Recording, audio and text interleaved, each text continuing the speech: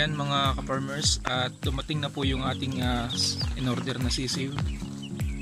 Ayan, paano ba natin malalaman na Class A, Class B, and Class C itong ating mga sisiw na to?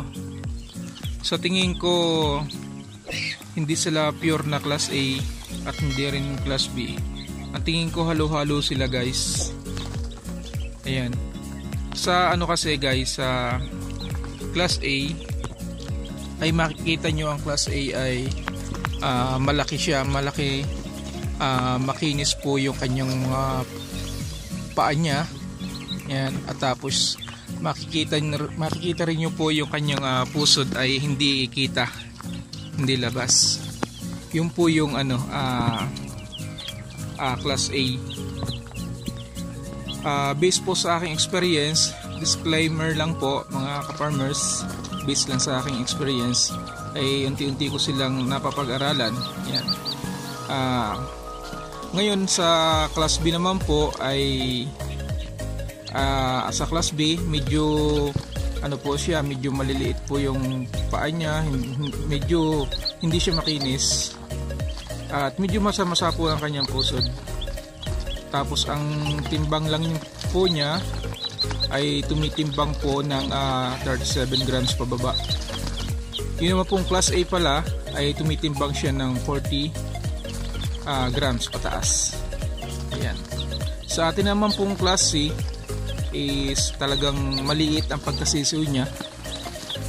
Yan, maliit, tapos hindi makinis yung kanyang paa, hindi siya makintab, tapos basa-basa na talaga yung pusod niya, at tumitimbang na siya ng 30 grams pababa.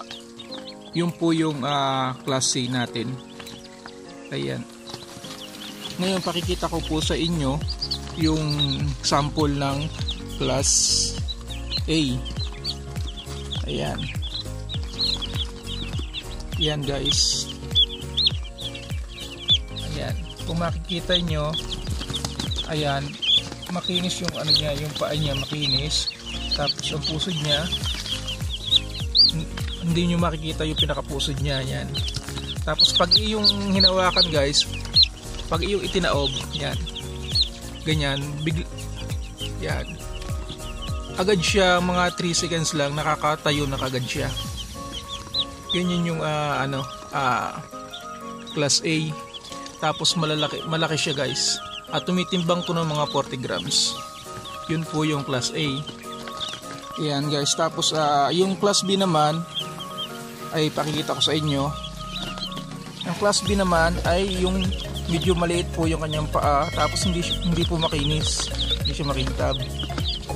Ayan, maliit lang siya, na siguro tumitimbang to ng mga 37 grams pababa. Ayan. Sa puwit niya guys, yan, kita nyo medyo basa-basa ang puwit niya. Yan kita yung puwit niya, yung pinakapusod niya, kita yung pinakapusod niya, makita nyo. Yung po yung ano ng Class B. Yung Class C naman natin guys ay pakikita ko rin sa inyo. Ito, maliit talaga siya. Maliit lang, siguro tumitimbang to ng 30 grams. Yan. Ito pa.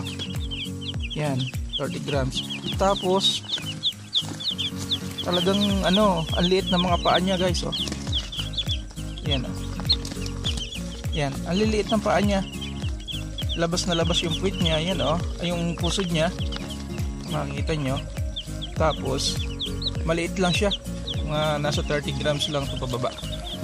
Yun po yung natin. Ito po yung ating mga sisiw.